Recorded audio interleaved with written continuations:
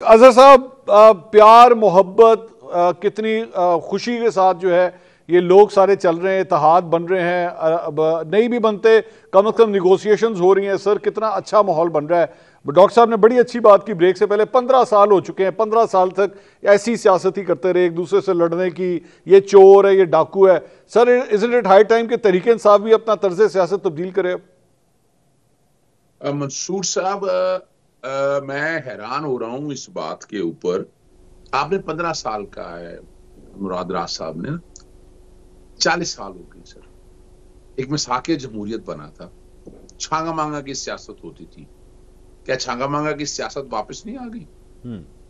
क्या वही एतराजात के हवाले से जो बात अब की जा रही है बुशरा बीबी साहबा के बारे में या बाकी लोगों के बारे में, क्या क्या बातें कही गई हैं, ये रिकॉर्ड के ऊपर है। हम सिर्फ एक सियासी जमात को आप एक्यूज करने की बात करते हैं।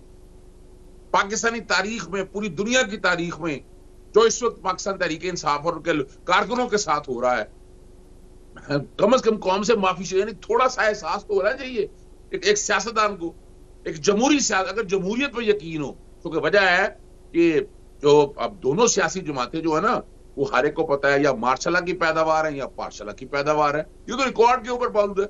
सॉरी दोबारा एक मिनट, क्या फरमाया आपने? या मार्शल लॉ की पैदावार है या पार्शल लॉ की पैदावार? पार्शल लॉ की?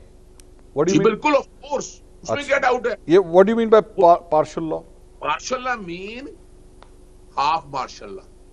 अच्छा, हाफ ठीक है ना? अच्छा, यस। और तहरीके, और अजहर साहब तहरीके इंसाफ जो है वो एक हकीकी जमहूरी जमात है जिसमें आज तक कभी किसी ऐसे अंसर ने कोई रोल अदा नहीं किया।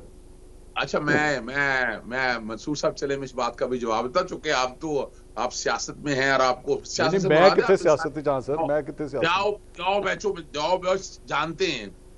21 साल जद्दोजहद है पाकिस्तान में, और अभी तहरीके इस्तेहकाम अभी 4-8 दिन पैदा ही हुए और इतनी बड़ी नजरियाती जमात पड़ गई, जलसे जुलूस हो गए। सर मैं तो तहरीके इंसाफ की बात कर रहा हूँ। चलें इसी तरह इस तरह कर लेते हैं अजहर साहब, इस तरह कर लेते हैं कि इस्तेहकाम पाकिस्तान पार्टी भी उसी वतन से निकल रही है जहां से तहरीके इंसाफ निकली थी। इस तरह कर लें सर, सवाल ही पैदा नहीं होता। अच्छा, उसकी तारीख बता देता हूं आपको। जी। पाकिस्तान पीपल्स पार्टी, देखिए पाकिस्तान पीपल्स पार्टी पैट्रियट निकली थी पाकिस्तान पीपल्स पार्टी से। अच्छा, पाकिस्तान मुस्लिम लीग काफ निकली थी पाकिस्तान मुस्लिम लीग नून से। पाकिस्तान तहरीके इंसाफ किसी के वतन से नहीं पैदा हुई है, और ये डरने की क्या बात है इन लोगों को? जरा मैं बता रहा हूँ आपको। इमरान खान साहब की हुकूमत आई जनाब अगस्त 2018 में, ठीक है, आपके प्रोग्राम में अप्रैल 2019। अच्छा, ये अगर उनके सर पर आई थी तो अप्रैल 2019 में साजिश शुरू हो गई थी, और उसके बाद मुझे तो बहुत सी चीजें पता है। जो कुछ हुआ है मुझे बताएं, आज तक जो कुछ हुआ है कंपैरिजन करके देख लीजिएगा मार्शल के दौर के में भी कि जो कुछ ही हो रहा है। अजहर साहब, मैं आपकी बहुत रिस्पेक्ट करता हूं, and the next words that you will say मैं उसको बड़े ऑनरेबल तरीके से एक्सेप्ट करूंगा। और मुराद राज साहब ना यहाँ पे बैठे हुए हैं, मैंने इनकी गवाही डलवा देनी बीच में, मैं आपको पहले ही बता रहा हूं।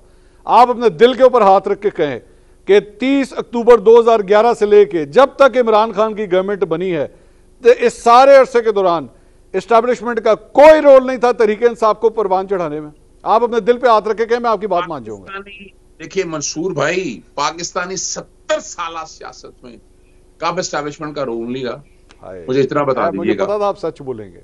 नहीं सर, मैं खत्म हो गई। सर मेरी एक बात सुनिएगा, पर दुख और अफसोस का मकाम है इन सियासतदानों ने सीखा ही कुछ नहीं। और सर और गल्ला छाड़ दो, नहीं, ये पहले इस फैक्ट के ऊपर बात करें ना अजहर साहब। पहले डायलॉग्स बनाने बड़े आसान है सर, पहले इस फैक्ट पे बात करें। एक्सेप्ट दिस फैक्ट अजहर साहब, एक्सेप्ट दिस फैक्ट, हम इसके आगे गाड़ी लेके चलेंगे। पहले एक्सेप्ट दिस फैक्ट। देखिए मैं एक बात बताऊंगा आपको, मैं एस्टैब्लिशमेंट के एक रोल की बात कर रहा हूँ। रोल किस हद तक क्या है, कितना रोल है, वो हम सब ने देख लिया। अब तो आंखें बंद करके कोई रह नहीं सकता, और ये क्रेडिट जाता है इमरान खान साहब को। उन्होंने एस्टैब्लिशमेंट का वो रोल जो है ना, गली मोहल्ले में ले आए हैं। ये कभी आज तक हुआ नहीं तारीखी तौर पर। वोट को 102 का बयानिया लगाने वाले आज वोट लहराते फिर रहे हैं, वोट के आगे पीछे, बूट के आगे पीछे फिर रहे हैं। ये रिकॉर्ड की समझ में आने वाली बातें हैं सारी। सर मैं जब ना तहरीके इंसाफ के 2018 के अंदर किस कैंडिडेट को टिकट मिलना है, यहां तक एस्टैब्लिशमेंट का रोल था या नहीं था अजहर साहब?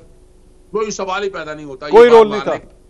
सर मैं इस बात मानने के लिए तैयार इसलिए नहीं हूं, आपको याद है आरटीएस क्यों बैठा था ख्वाजा आसिफ? अगर वाकई एस्टेब्लिशमेंट का इस हद तक रोल था तो फिर ना आरटीएस बैठता, मेजोरिटी की सीटें आती। आज भी देखे ना, आज भी क्या हो रहा है, खुदारा यार देखे, हमें यहां से निकलना है। एस्टेब्लिशमेंट का रोल ये किन्होंने निकालना है? इन सियासतदानों ने। इमरान खान ने प्लेटफॉर्म दे दिया उनको, क्या है निकालें इसको, रोल को खत्म करें। मैं डॉक्टर साहब की गवाही ले लेता हूं सर, मैं डॉक्टर साहब की गवाही ले लेता हूं जी। डॉक्टर साहब what do you have to say? मैं जो बात कर रहा हूं, चले ना आप ज्यादा डेप्थ में ना जाइएगा, बस सिर्फ बता दीजिए कि मैं सही तरफ इशारा कर रहा हूं या मेरा इशारा गलत है। डॉक्टर साहब सर मैं क्या जवाब दूं? वो तो अजहर साहब ने खुद ही कह दिया कि हमेशा रोल रहा है। आपको भी पता है, मुझे भी पता है, किसको नहीं पता है। सो इसलिए I mean there is no question about that. So इसलिए, और आपने जो टिकटों की बात की ना, ये मुझे लेटली बल्कि किसी ने बड़ी क्लैरिटी से आके 18 की टिकटों का भी वो बता रहे थे क्या हुआ, क्योंकि जो भी इस दफा भी टिकटों में हुआ वो भी सबको पता लगा, मगर 18 की टिकटों की भी बड़ी बात हो रही थी। तो आपने जो बात की आई थिंक वो बहुत क्लैरिटी में है। सो इसलिए आई मीन तो डॉक्टर साहब ये तहरीके इंसाफ के बारे में अजहर साहब से जो बात हो रही थी, क्या मुमकिन है कि किसी तरह तहरीके इंसाफ को भी इस फोल्ड में ले लिया जाए जहां पे दीगर सियासी जमातें एक दूसरे से कॉन्टैक्ट कर रही हैं, या आपके ख्याल में इमरान खान साहब जो हैं वो कभी भी अपने नजरिए को तब्दील नहीं करेंगे? देखिए बात नजरिए की नहीं है, कभी अपने से आगे निकल के मुल्क का भी सोचना चाहिए। सिर्फ ये नहीं सोचना कि जी मैं वजीर आजम क्यों नहीं हूं। बात जरा आगे लेके चले, क्यों नहीं बैठ सकते, क्यों नहीं हम बैठे पहले, क्यों नहीं पिछले दिसंबर में बैठे जब इलेक्शन की तारीख मिल रही थी, क्यों ये फैसले लिए जा रहे थे against all things. I mean जब आपके साथ सब बैठने के लिए तैयार थे, आप क्यों नहीं बैठे? अभी भी मौका है कि सबके साथ बैठे, मुल्क का सोचें। ये ना सोचे कि मैं सोचूं मैंने मिनिस्टर बनना है, तारड़ साहब समझे जी कि उन्होंने मिनिस्टर बनना है इसलिए मैं मुल्क का नहीं सोचना, अजहर साहब कहें जी मेरी लॉ फर्म बंद हो जाएगी अगर मैंने ये बातें ना की। इन चीजों से हमें मेरे ख्याल से आगे निकलना चाहिए। आई मीन हर एक को अपनी फिक्र है। I think we should stop worrying about ourselves first and let's think about the country for once. Well said. हर बंदे को अपनी, हर पार्टी को अपनी पड़ी हुई थी कि बस कर दे। आई मीन मुल्क जहां पहुंच गया बस कर दे, लेट्स गेट टुगेदर और निकाले कोई हल निकाले मुल्क के लिए। ताड़े साहब वांटेड टू से, एक मिनट, ताड़े साहब खत्म ही नहीं होती।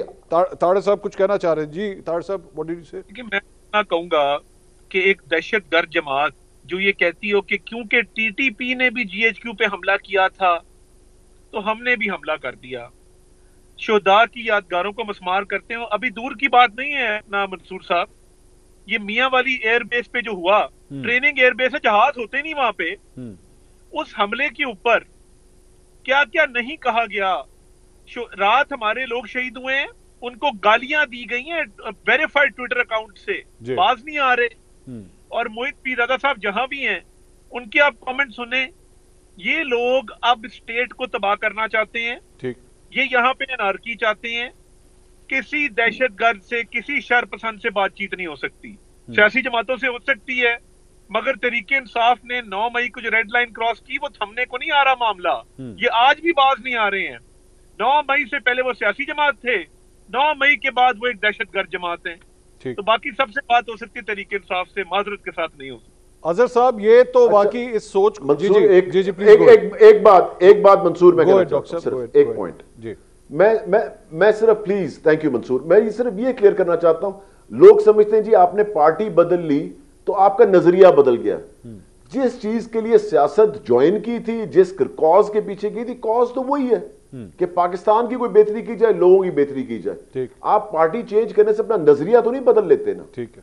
सो ये एक बड़ा कॉन्सेप्ट बना हुआ है जी, ओह आपने पार्टी चेंज कर ली तो पता नहीं क्यामत का समा बन गया। सो इसलिए you are still the same person.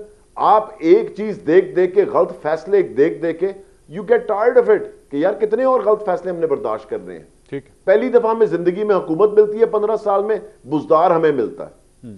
जिस तरह बुजदार के साथ हमने टाइम गुजारा है, मैं जानता हूं, मेरा खुदा जानता है। अच्छा मुराद साहब, इसलिए आप तो कैबिनेट में थे, बड़ा एक बना हुआ है। आप तो कैबिनेट में थे मुराद साहब। मैं वही कह रहा हूं, मैं तो एजुकेशन मिनिस्टर था। जिस तरह हमने उसके साथ टाइम गुजारा है, जिस तरह 3 साल इस आदमी के साथ, मुझे पता है ना।